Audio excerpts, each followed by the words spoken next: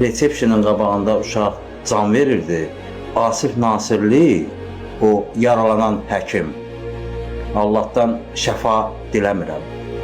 Mənə bilirsiniz nə dedi? O uşağın o vəziyyətinin o pis olan vaxtı, mənim ailəmin dərd çəkən vaxtı, mənim uşağımın yanında, ailəmin yanında mənə dur bas bayram, get hara şikayət edirsən elə. Mən ona aqressiyamı bildirdim, məndən sonra üzr istədi, mən onun üzrünü qəbul eləmədim.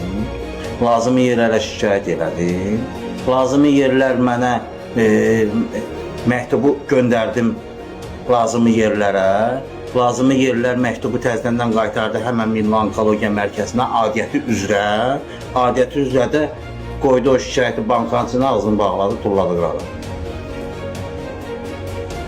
Haqq, ədalət. Mən övladımı itirdim. İyul ayının 27-si günü mənim övladım vəfat edib. Üstündən necə vaxt keçib? Heç mənim oğlumun iri çıxmayıb. Aldın cəzavı.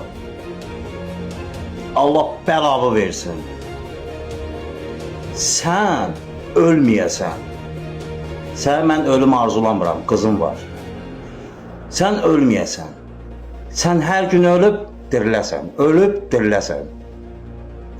Bildin indi? Özünü mələk kimi orada aparmaqla deyil. Yıxılan 10 yaşlı uşağa sən basın bayra deyəcək qədər bildin nəsən. Cavabını da bu günləri alıbsan. Məndən almadın, başqasından aldın. Sən mənə dedin ki, get ürəyin harası deyə şikayət elə, mən şikayət elədim. Gördüm cavab ala bilmirəm.